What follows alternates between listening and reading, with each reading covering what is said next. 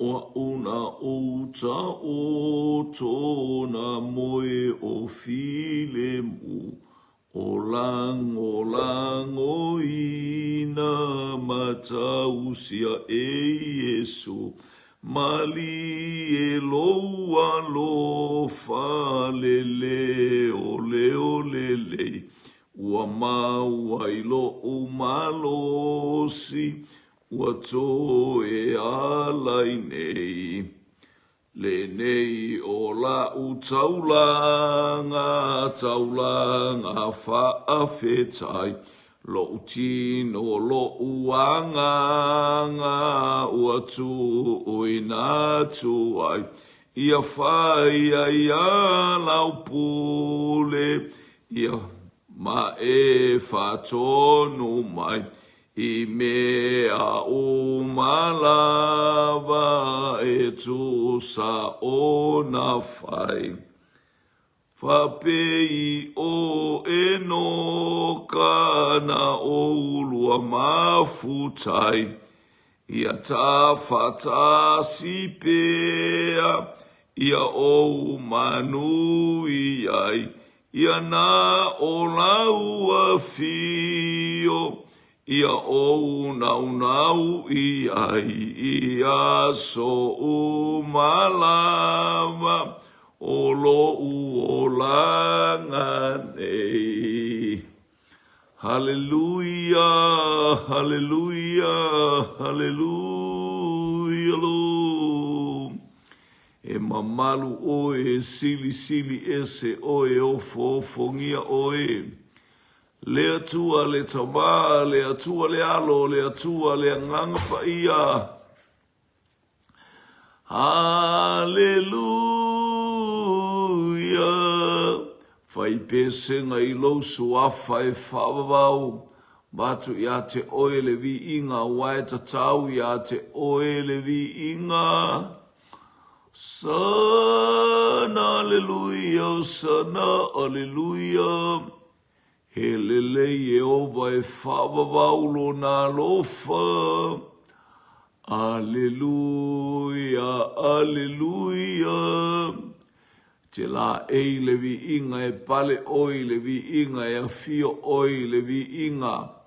E to atutuli vai uma matauta ue laulau whaiva. E te musa tani mana awi lovi inga e ala ia Yesu Keriso lo matou ali I mano matou faola.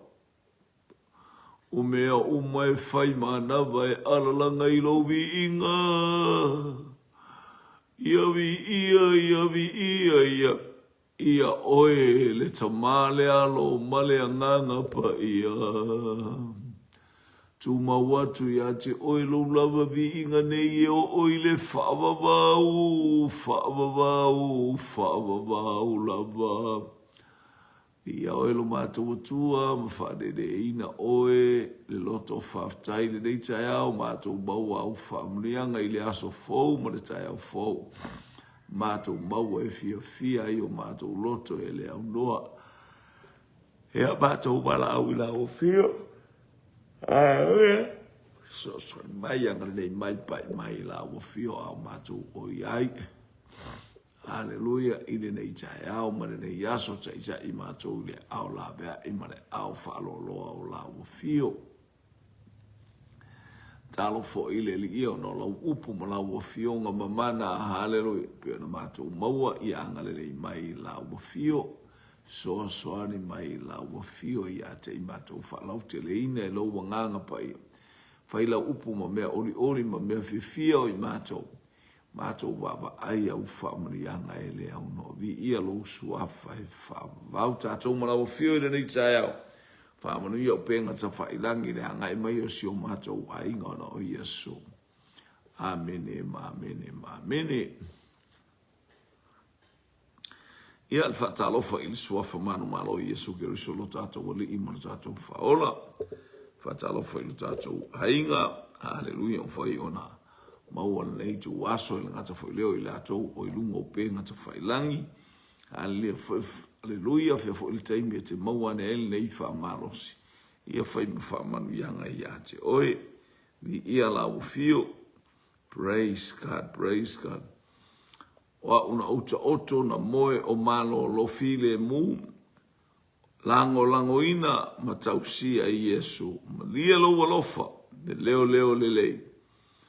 Ua mawai lo umalosi. Ua toyo alaine. Ia vi ia leli upuna amatan pese sa pese ai. Ma fa leo ile vi inga o le atua ili neiva enga o le tae au. Vi ia le atua i o le fe au matango fie. Ele a faina ua leo ina.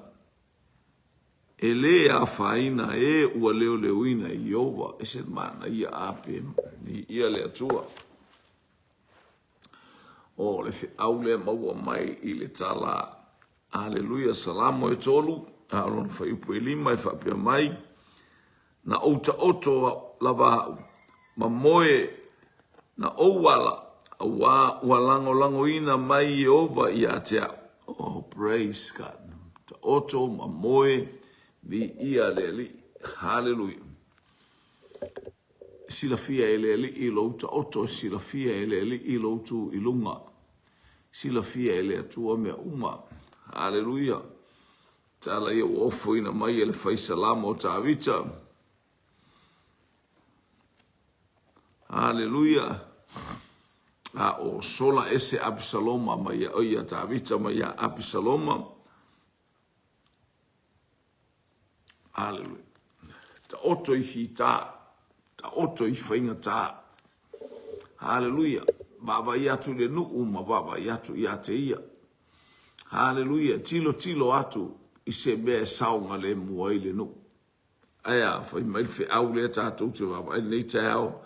E lea faina ua leo ina i Yehova. O ia lava lea ana le upo e leo Yehova i le ulfafo ma lo ulfale. E a mata maine i lava e o i le whaavavau.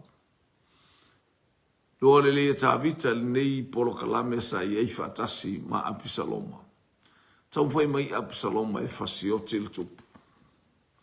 Tau fai mai Absaloma e whaaleanga le no whaali i alonta maa. Hallelujah. Artala tuspa ia e ava i louto mama louti na e whaalevaleva i o waso i le nu o fua ina i ova le atua i ate o e. Ia e maua le ava, ia e maua le. Mi ngao le matau, hallelujah, o mea uma.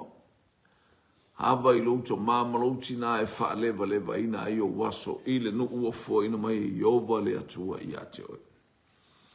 Ta oto to ina e le mata oto, e le mamoe. Ale wana au mai ale fe au le nei tai au. Hallelujah. Ele a faina ua leo ina i Yehova. O lana le upu na fai. A fai lava wa mai ele atua le nei mea i atea. O te talia ma le fia. O te oti fi le mu, o te oti fia. A fai e fina ngalo Yehova e toi fo i mai au i le a ai ma Yerusalema. Na o ia lava e toa tasi na te whaia le mea whina ngaloi. E a whaia le ai e pule mai e ova i atea. Li ia le ali. Ma fau le lei. E i loa le lei. Hallelujah. Lei se mea e mea ia i tabita. Hallelujah. A o whaasoa e ia le a fionga le atua. A o savali ma tauta la tala i lunga le maunga o rive wanga i atu le alia o kita rono. Hallelujah. O le ala o whainga taana ta ele te malo ma savali ai. Hallelujah. Ma baba i atu whamelan tala e whasanga e o mata i maunga e o mai ai lo ofisoa soani. O le ale tutun loa mai o tangata. O le ale whaaleanga mai o tangata. O le ale tau mo whai o tangata e whasioti le tupu. Aia o lana le upo e whasanga e o mata i maunga e o mai ai lo ofisoa soani. Ai pule au le atua i atea. Hallelujah, praise God. Langa mai tangata e toa tele e tau whai e whaaleanga le no whaali. Le no whaali. Hallelujah, wa wha o aina matofia e le atua. Ua tau whai mai tangata la tau te whaaleanga ina. Si whalangu na mtau pule lua se ale mea o whanunu wainu ese. Ma mafau wainu i mea lea o ngā. Ua tutu mai tupu o le lalolangi. Ua pulenga whaatasi fo ia li e te atu ia Yehova. Ma lena ia malena ia whaawina. Se i tātou motusi ese ala ua no tanga. Haleluia. Ma lafo ese ina la ua i maia ia te i tātou. Haleluia. Se ale me ua whaanununu wainu ese. O le winga lea. Haleluia. Ua tele le nunu vale o tangata. Aisea tangata le whaita utuspaia. Tangata ele matata. Tangata ua mauara lātou poto. Tangata ua mauara lātou pule. Tangata ua mauara lātou wata mamai. Ua lātou le fia whaalongo i le upua le atua. Se ale me ua whaanununu wainu ese. Ele ua le ua fe. Ua abatan sau le poto lea. Watu le poto lea. Ua toe fitau wai. Hallelujah. Winga fatasi tupu. O winga i o tupu o le lolangi pe on tātou wa aile nei vai tau. I lo lātou tau mwhai sa ili au puia Israel. Mo lātou tau whai fasioti Israel. Hallelujah. Aya o mea uma ua whaia e lea tua. E le aise mea tātou te. Hallelujah. Tātou te whewesia iai. Pele aise mea leina whanununu ai fua o tātou mafofo. Aya. O lātou wa ia Israelu na o sina whailonga iti iti. Ma ai lātou i mea ono nofai o lea i tū, ma lea tupulanga, ma lea tupulanga. O malo te tele, aya, o lātou langa mailo lātou malo si aya. O lo o iai lea tua ia Israel. Wa una uta oto na moe o malolo. Lango ina, ma lave ina i Yesu. Tatou iai pe on tatou ia il fi awona nei tai au. E lea faina e ua leo ina i ova. Ua alu tāwita o maua atu le tala. Tauna e kolosia le alia ma ngai atu i leitu i sasai. Olo ua ngai atu ia Apisaloma. Safi se ta e le tupu. Aya. E le ta oto le lei, e le moe le leilo na wa ai. Hallelujah. Ile nuku ma fita matangata uma. Male au tau o anga e mai malona atali e te e mai e maise. Lona mafaufau o lona lavanga au o lona lavatino le o faaleanga mai ate. O le tala na ta vita na faia ya apisai. Fa mai apisai au mai so fasiotia le ile o se io matua i tango lim. Hallelujah. Ai fai mai ia ta vita aua e te whaia se mei a te ila tō whaatanga e lea tua e anga leanga ma i a te. La tō te whai mea leanga ma i a te o le leo lea tua o whaia i e la tō nei mea. Aia o loo lavanga au, o loo tino, o loo atali, o loo toto, lea o loo lama matuli a te. Le alale mea la asili ai, la fasioti ai nā tangata ai le a olo watali i olo nau i ouoti. Hallelujah. Peo tātou whalongolongo le whi au. Na ou ta otola vāu. Ma ou moe. Na ou wala. A wana lango ina mai i ova i atea. Sere mana ia. Ele i pole tā vita. Hallelujah. Le ta umai i whi au ele i pole tā vita i se mea. Aya. Na olona wa ai atu malana ta utinonga ili atua o a ule tanga sala. Wa ua tutupu wa ine ime uma le atua, wa e alofa wha maoni, wa e anga le lei, wa e alofa fua mai lau au ona. A oa ule tangata e te tauna oti. Sa ule tala ua oti lo na atali. Hallelujah, ua fasia ma tau i le la au Apisaloma. Sa tangi le tupu. Hallelujah, Isea, wana iloa. O mea umana te tupu mai lana nofua inga ma mea tupu mai lona lefa maoni mea na te tupu mai ona mana onga lea ua mafuai o na o le tonu i lana whanau.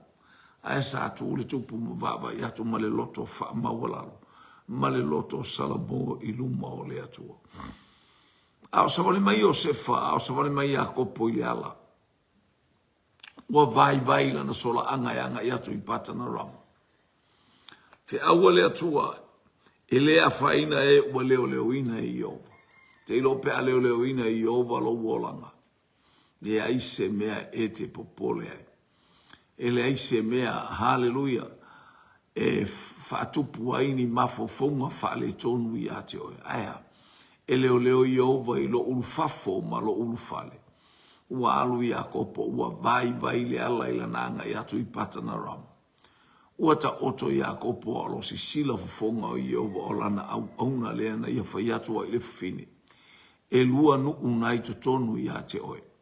E polonga le ulu matua ile uwi. Leo sabale mai Iakopo wa wailo Iakopo wa lata mailo na otilo na ilo na uso matua. Hallelujah. Sabale mai Iakopo ile ala. O sola anga ia tu ipata na rama ile a inga ile tua ngane o lontina. Ia le praise God. Uata oto o ia ile maa. Ia wa aile whaalinga. Aisea ore upo leo tua e lea whaina e ua leo ina e Yehova. E leo Yehova e le urufafo ma le urufale. E amata atu na iyo o ile whaabau.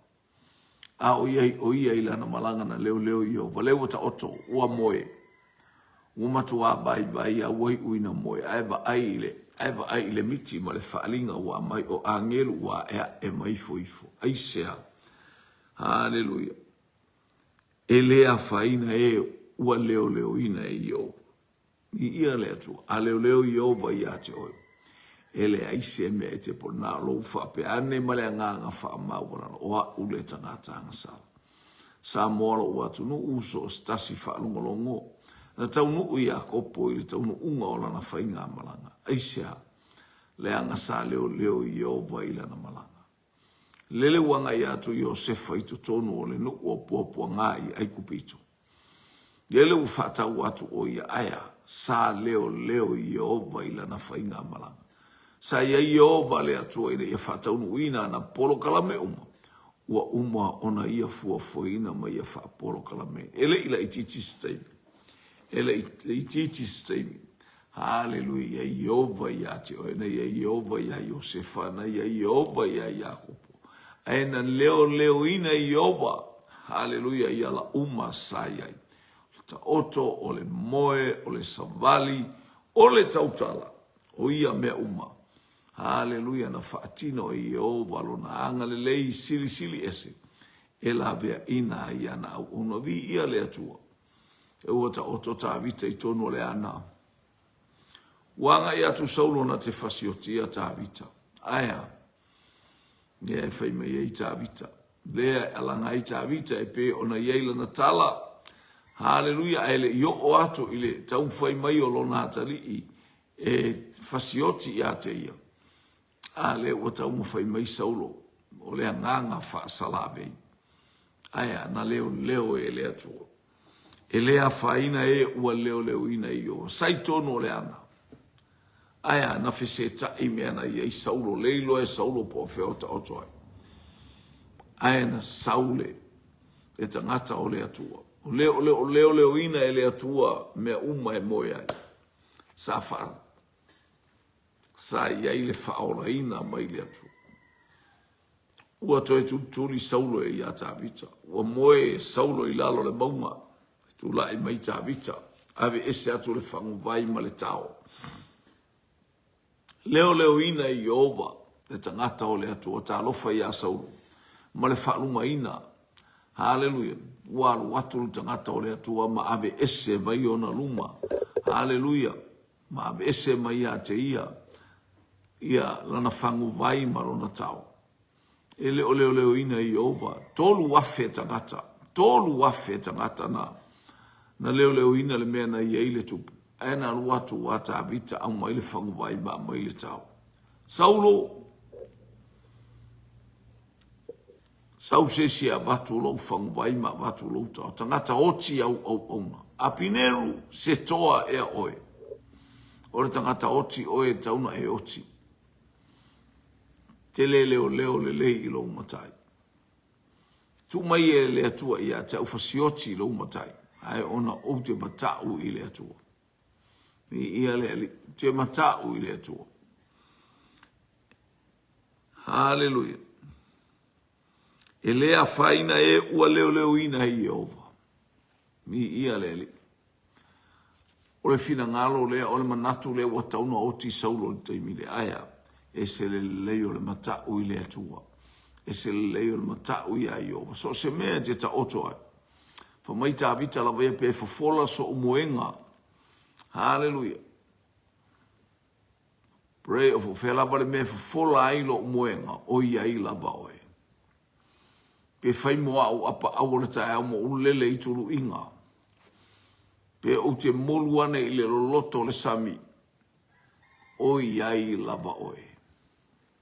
O te sola I fea ai o luma, o te alu I fea ai lo wanganga. Pe fofola so umuenga I se oli. O ia I lava oe. Ni ia lea tua. Alfe au. E lea faina o e ua leo leo ina I Iova. So se mea ia I lea tua. So se mea e whatanga e lea tua. O e te o I poponga e ia I le leo leonga. E ia I le a ao la vea e ia I le a ao ta ita I o Iova lea tua. Ina ia whaola ina oe, ia whaola ina au, ia whaola ina so setasi. O e whatua tua I lea tua. Praise God. Hallelujah. Ua momoe le au makoi. Hallelujah. Au walanga I lunga I lea tua. Ele angelu. Au a tau te toe ui le au walana tau te whaumai moe tau te o ia hero ta e ta ui e mea lea. Ui se siala langa o hero ta o lota. Umwhai hero ta e whasioti ia Iesu. Ai ui se siala tau te ui ai. I ia leli. Wala I lunga makoi. Wala tau I loa whafonga o leli. I o sori maina la tau whainga malanga. Ua sui le mea anga ia I le la tau fuolangua ma le la tau whainga malanga. Aia. I ia leli. Wala tau le toi o atu ia herota. A ua sui le awala e anga ia tua I le la. E leo leo Iova I lo uru fafo ma lo uru fale. E leo leo mai Iova I lo wanganga. I le ituta matau ma le ituta wanga vale. Hallelujah. E leo leo Iova I lo uru fafo ma lo uru fale a mata atu nei lava. E o I le fafo. O hati ngā o a whainga tāna I ke riso. Hallelujah lana misiona ma mea umasai I sa leo leo. Sa lea whaina. Hallelujah. Na leo leo o ia e Iova le atua I mea uma. O le langa mai o le au farsai o mo le au tusi upu. O ata imi umo a o kiliba langa misiona. Na ia whaalango lango e le aise mea e whaale tonu ai. A o le atua o ia na te lavea ia te ia I mea uma e pe ona ia. Na whaamaoni. Na whaamaoni I le atua na te leo leo I lana au ona. O mea uma. Ina ua whaatanga e whaataunu ina le lana misiona. E whaataunu ina lo na luatu I lunga le sātau. Le malingi mai o lona toto. Hallelujah. O lona toto ina ia mangalo I tāua. Ina ia tā ia na whaamanuianga. Ina ia tā ia I matai lo lona le lei sili. Le lei Iova e whaavavau lona alofa. Sa mola ua tunu. Hallelujah. Le aingo le whaatotua o tā iai. E lea whaina e ua leo leo ina I Iova le atua. So se mea tate iai. Whaila usia na po il matou au whainga luenga au whail matou wa o matuspa ia. O lou whaatotua ma lou whaatotua e sa ili maile li I ate I tātou. E tofo maile atua. Te ele lau mea e ave ese tangata I tonu o whalesa. Au whato le teimi a tātou te tūlafo ina ile atua. Tātou te whasilia I o tātou langona mo tātou mana. Tātou te leilo le atua. Ave ese tangata mei tonu o tātou whalesa.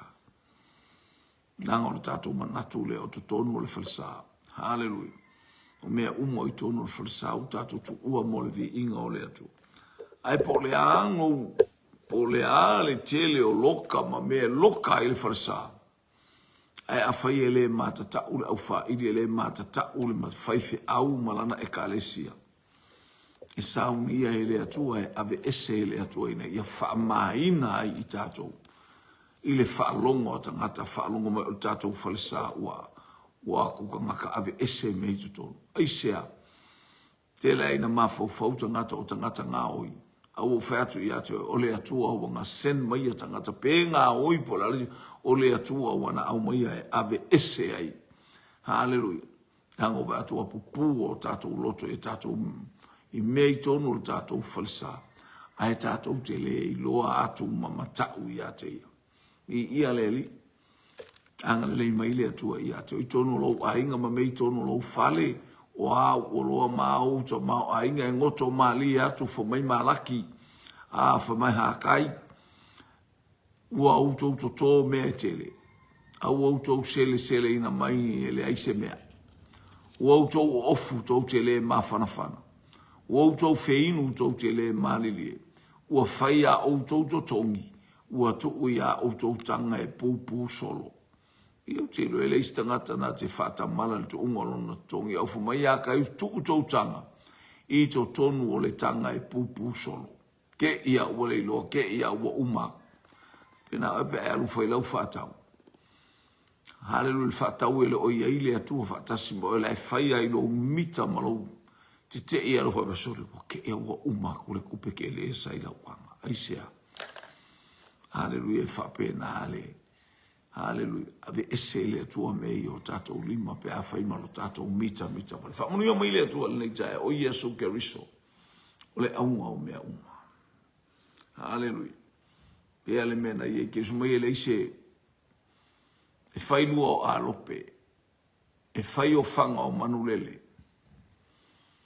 Hallelujah. A o le atali o le tangata, e le ise mea e moe ai o ia. A le mea matautia e lea whaina e ua leo ina i o. Aia, whatanga e lea tua. Le file e mui le loto lana au ona. So se mea iai, e vi ia il suafa o le atua le tama, le atua le alo, le atua le anganga pa ia.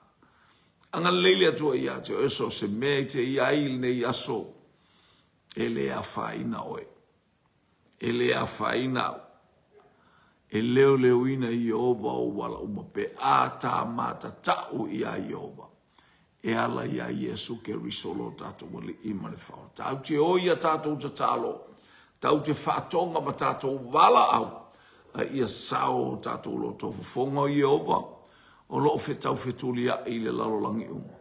O loo si sila fo i ona fonga i ate i lato, o e sao lato loto. Ai alo ese i e a mio leanga. Tau maa, whamunu ia lo wainga i lina i aso atoa. Te ulu fafo ma le ulu fale. Laula ba upu le i e mātou te mālo losia i le a whaina, o i lātou o e leo ina i ova o lātou wala. I nei a sotu ina atu o mātou olo kalame ma mea umanga le mai lau fio. Hallelujah, mātou te alo lofa i ate oena e mua ia lofa mai i ate i mātou. Ona o Iesu. Mātou te tālo whamunuia i nei whanau i lunga upenga ta whailangi i lunga fo i wa o onga o ta pena le nei tai au sau le ala au whi ngaso loa i aile le i a lato ta vale ma wala ese. La vea ina i lato i le mana o laua fio i uatu mea uma i lowi inga le ta male alo male anganga pa ia ona o Iesu. Amene, ma amene. Whamunuia le atua isi o tatou ainga le nei. Vaengala. Tau leo uli i anga i atu tātou polo kalame vi i aleli i pe atu sai ma le tau ma mea uma ona o Iesu. Amen.